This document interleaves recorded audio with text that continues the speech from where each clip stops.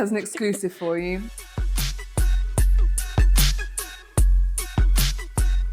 Hello everyone, welcome back to another episode of Henry Hosts, the podcast where I interview interesting people with interesting stories to inspire all. And today I will be interviewing my local MP for Rutland and Stamford, Alicia Kearns. Thanks for having me. So, let's get into it.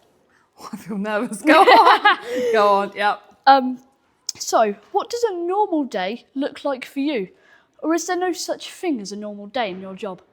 It probably sounds a bit cliche, but there is literally no such thing as a normal day.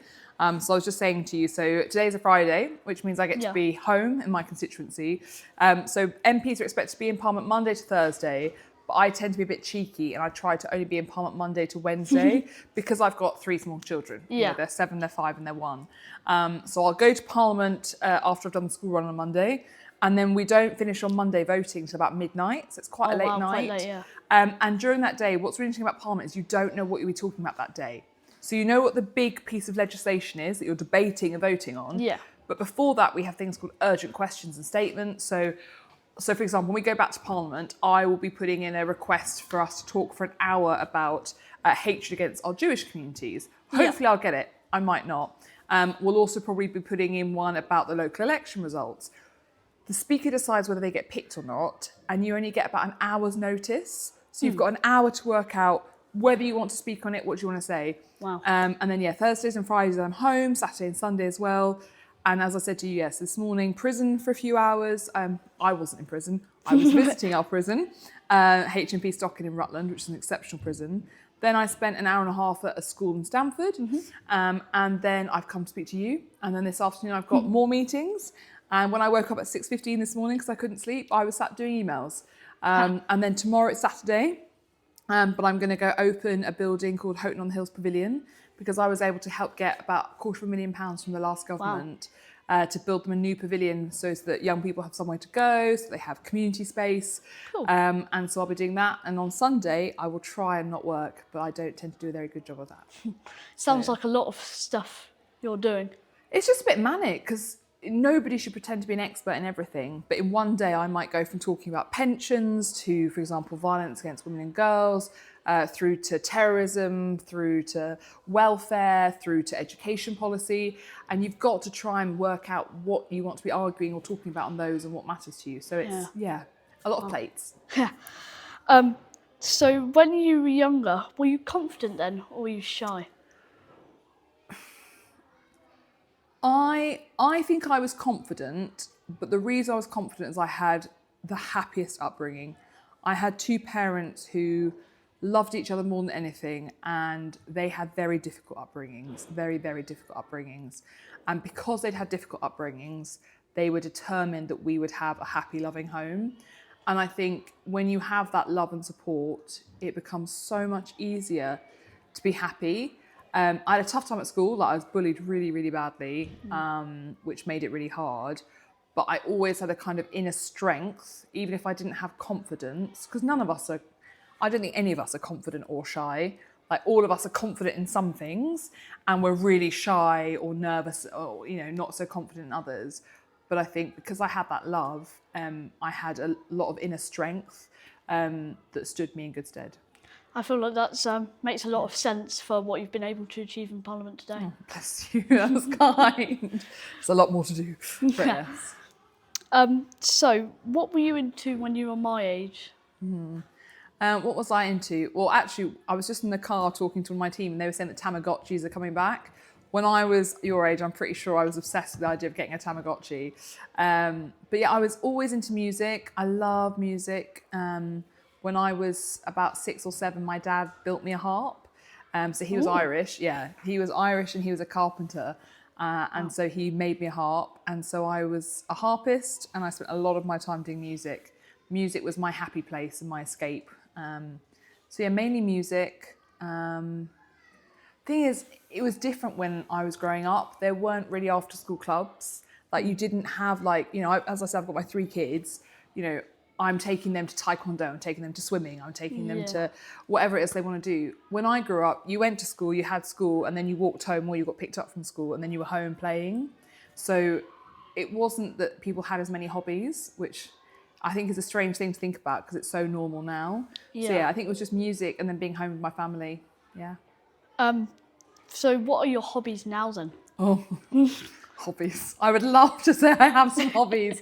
Do you know, it's really sad. I went for dinner last night with 2 friends and my husband. And my husband and I realised it's the first time in 18 months that we've gone out for fun with friends, which is a potentially reflection on us rather than anything else. But my hobbies, I love to read. I love to escape into a book. Musical theatre is my happy place. So if I'm having a really tough time at work, or if I just need to kind of, give myself fighting spirit, the musical theatre is my happy place. But if I'm honest, I don't really have time for hobbies, and I would love, that's a bad reflection on me. It's not a reflection on hobbies. But all my spare time is spent on my family and my kids and just doing fun things with them. Yeah, that's nice and very interesting to know. Well, yeah.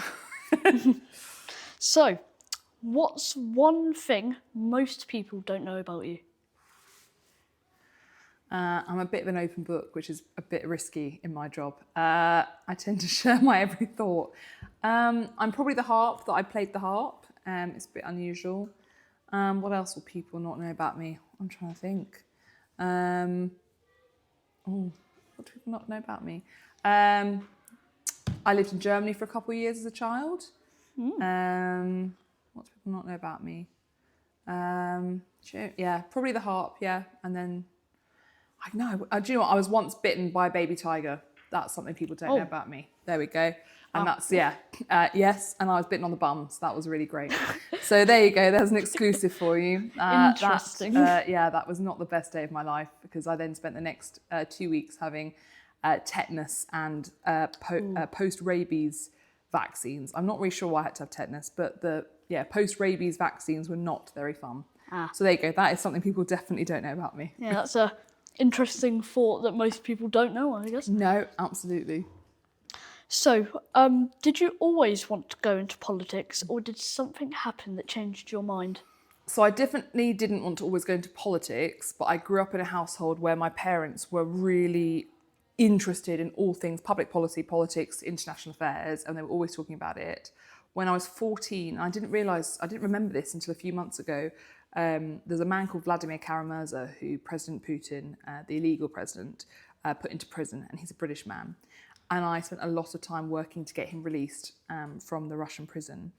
And he told me recently that one of the things that kept him going when he was in solitary confinement in the far, far cold east of Russia was hearing that I was talking about him, that I was writing letters and fighting for him. And I suddenly realised that when I was 14, I'd got involved with Amnesty International, writing letters to people who were political prisoners who shouldn't be in prison. And I think that definitely started me getting involved. I then got involved in the youth parliament, which then obviously makes it sound like it was so obvious I wanted to go into politics, but I wanted to be a barrister. That was my big dream. And then when I was working in the civil service, I saw how little many politicians understood national security and counterterrorism, which was my specialty and what I worked in. Yeah. And I realised that, do you know what, we need, especially women, but more people to go into Parliament who understand security. And so that's what made me decide to go into it. Very interesting story of, A to B.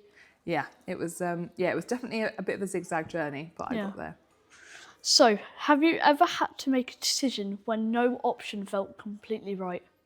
I would say that's every single day in politics. I think it's quite difficult because we all have a very strong sense of what is right and what is wrong. Mm-hmm. But the reality of life is that life is messy and it is grey, and you have to compromise every single day. And there is not a single person in a single career who does not have to compromise in some way on something that they do. The problem in politics is that when you have to compromise, the whole world is watching, the whole world sees, and the whole world has very strong opinions on what you do. And so it's really difficult. And I'm not one in terms of compromising when it comes to fighting for constituents. I don't take no for an answer, and I really don't like to compromise, but sometimes you have to. But yeah, there are definitely times where, and I've talked publicly about, once I had to vote for something that I didn't support, and I couldn't sleep that night, and I will never feel that feeling again. I'm not willing to do that again. But to be willing to stand up and do what you think is right, there are enormous costs that come with that sometimes. And as a grown-up, you know that you can't always win every fight, and so you do have to compromise. But yes, I would say in politics of all careers, there are many, many days where it doesn't feel like there is a easy or right outcome, and the right outcome is normally one of the hardest things to get. Yeah, sounds very hard. It's just difficult, is it? Because you're dealing with people, and do two people ever really agree on everything exactly? True. And you've got to try and find a way to get as many people in agreement as possible, which is... Yeah, because you want to please everybody, but can't. Well, I think that's one thing, is if you want to please everyone, you should never go into politics, because actually the job of someone working in politics is to be able to say, look, I respect your view, thank you for sharing it with me, but I don't agree with you. And it's fascinating because some constituents write to me and almost try to bully me into doing things. I voted for you, therefore you must vote in this way. Or if you want my vote, you must. And I write back and go, with due respect, I will represent you as hard as I can, I will work as hard as I can, but we are not going to agree on everything, and I'm not going to do something just to get your vote. And if you can't vote for me at the next election, that is your choice, and I respect it, but I've got to do what I think is right, and that's hard. Do you ever get nervous speaking in Parliament? And if so, how do you deal with it? Every single time. So every time I speak in Parliament, I'm doing that. And you might not be able to see it. Sometimes you might when I'm shuffling pages or something. But I find it really difficult and surprising that there are so many people in Parliament who don't shake and get really nervous. And the reason I get nervous is because I recognise that it is a privilege to speak there, that what I say is heard around the world. Like, I've given a speech before in Parliament and it has changed what's happened in another country. Wow. And I also recognise that I don't want to get it wrong. And there are so many people watching and listening where what you are saying matters, that you don't want to let them down. And I remember I was speaking about, I was speaking about someone recently, and I sat down and my colleague said to me, oh, well done, well done. I said, oh, I don't know, I feel like maybe I let down the person we were talking about. I'm not sure if I made the case well enough. And they were like, no, you did. And that's the problem. If you don't make the case that well, and it's impossible to do 100% well all the time, but if you don't make the case well enough, someone could suffer or not do as well or not have an opportunity because you failed. So yes, I still shake, but actually the moment I stop shaking, I wonder whether that's a sign that I should leave Parliament, because maybe I've got too comfortable or too complacent, or I don't recognise just the gravity of the opportunity I have. But yeah, I think most people are nervous. I don't think there's a single grown-up who doesn't still feel nervous when they do some aspect of their job. Yeah. No, it makes sense because, all around the world, everyone can hear that. And also, even if you have a job where it's just you and one person in a room, you still get nervous, like talking to you. I don't want to, we all get nervous because you're opening up a bit of yourself, or you're asking someone questions, or even if we were in a room without recording devices, you want to connect with someone, you want to support them, you want to make a good case, you don't want to look a fool. We're human, and humans automatically want to try and do their best, but we won't always achieve it. Yeah, that's the hard part, I guess. So what is the hardest part of your job? Well, probably not being able to do things for people when I wish I could. So people think that MPs are all powerful. We have so much power, we can do whatever we want. Excuse me. Whereas actually, we only really have our voices and our ability to stand up in Parliament, talk and to vote. That's it. We don't really have anything else. And so you have to earn respect, you have to keep that respect, and you have to be recognised as someone who will act on it. But sometimes, and people tend to come to me in the worst point in their life when everything else has gone wrong, you can't do what you want to do because you don't have a magic wand.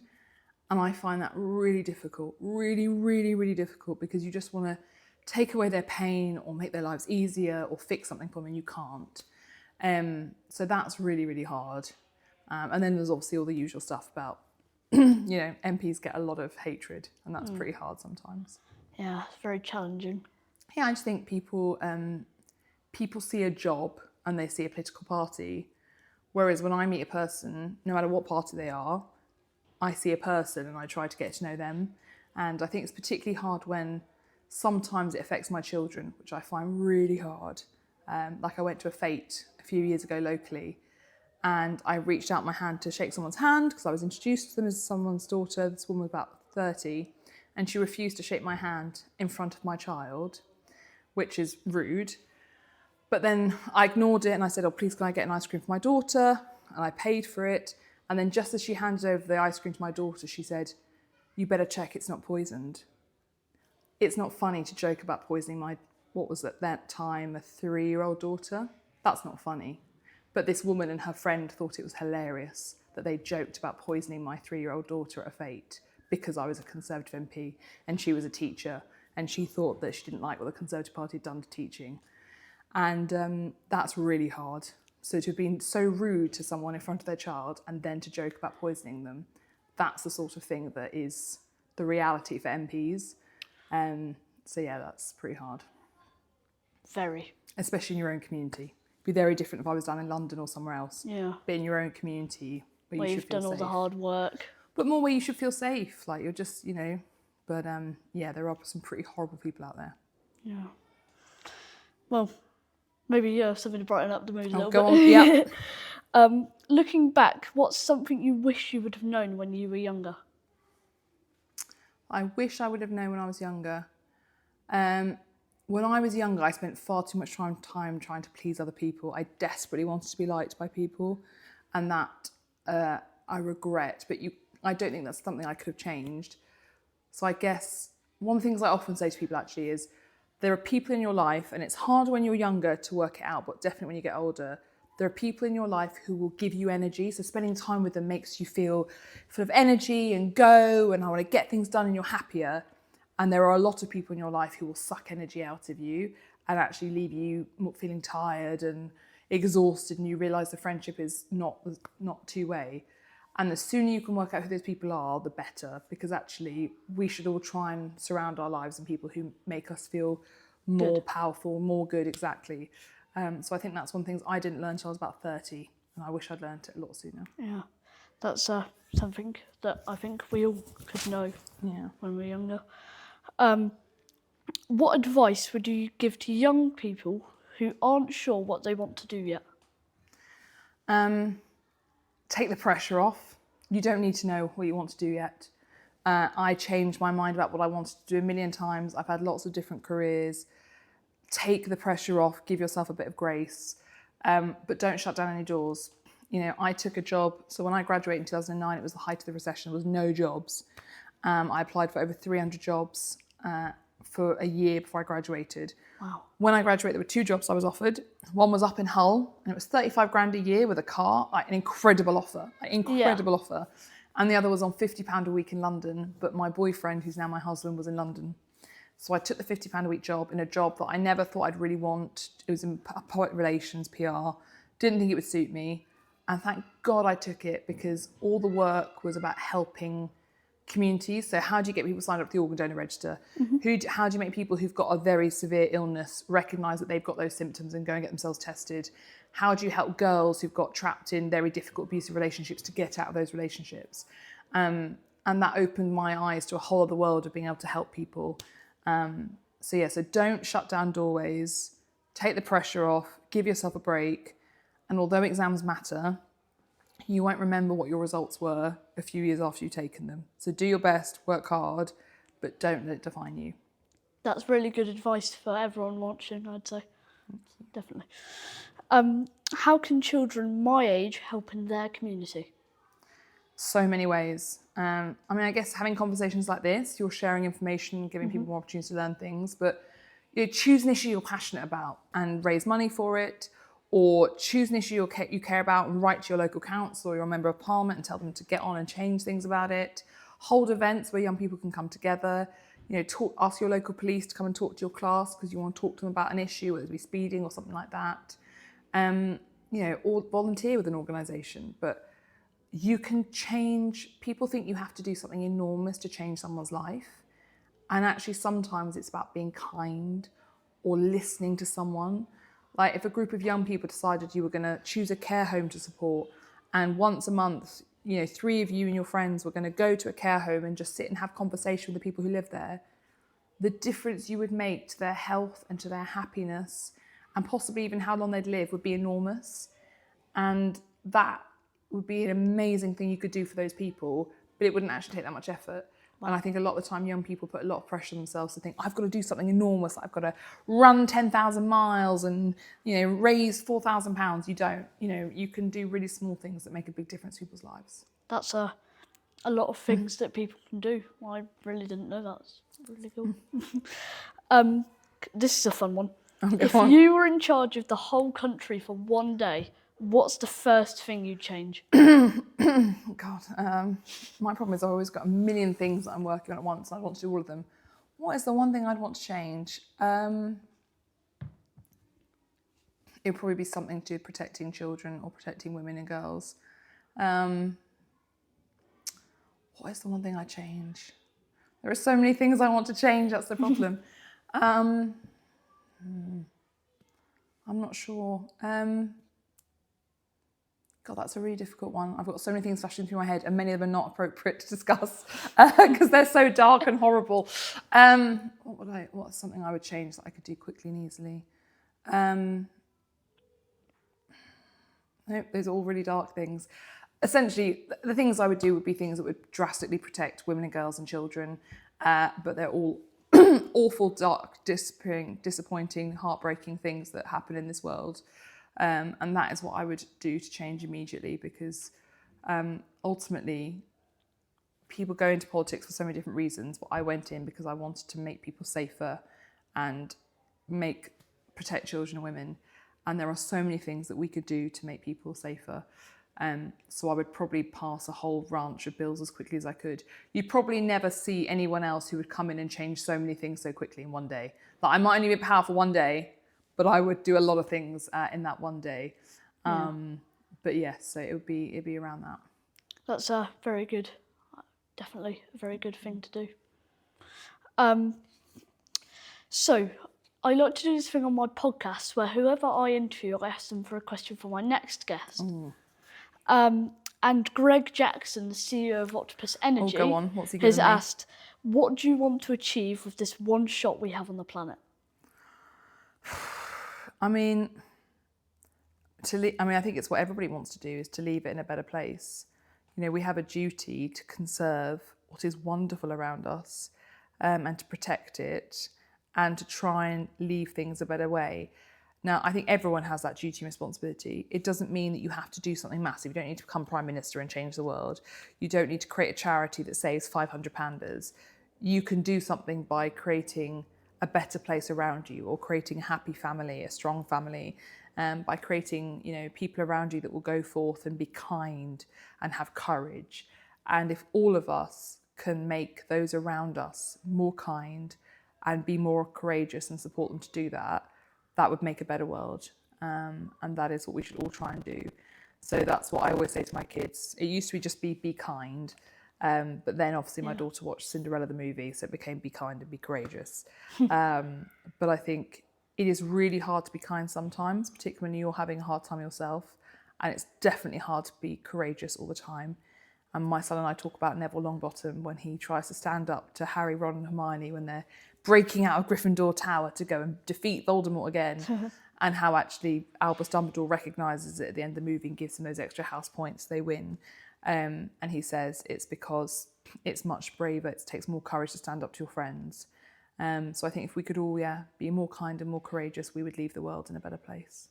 Great advice. I also love Harry Potter, which is probably another thing people don't know about me. Love. And I grew up watching Star Wars and Star Trek and Stargate and all that stuff with my dad.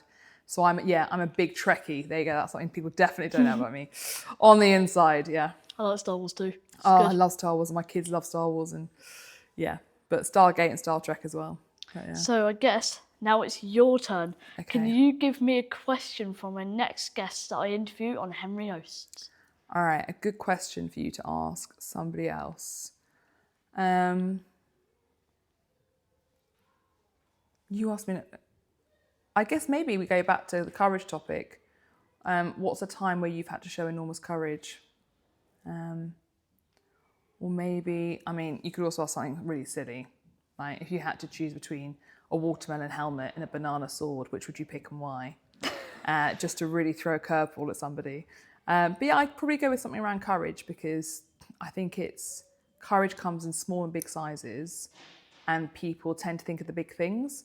Whereas I think the more you can have your listeners realise that courage is actually the everyday decisions you make is more about whether you are courageous or not than whether or not you decide to jump off a cliff or do something crazy and, you know, mad and obviously courageous. So what is... Tell me about a time you've been courageous. Okay. Can't wait to ask the next person. Okay. Sure, it'll be a very interesting answer. Fingers crossed they give you a good answer. Yeah. But yes. All right. Well, thank you very much for letting me interview you today and giving up your time, obviously, to come. Thank you. Bless you. Thank you for having me. And yeah, fingers crossed I didn't make too much of a fool of myself. There you go. Bye, everyone.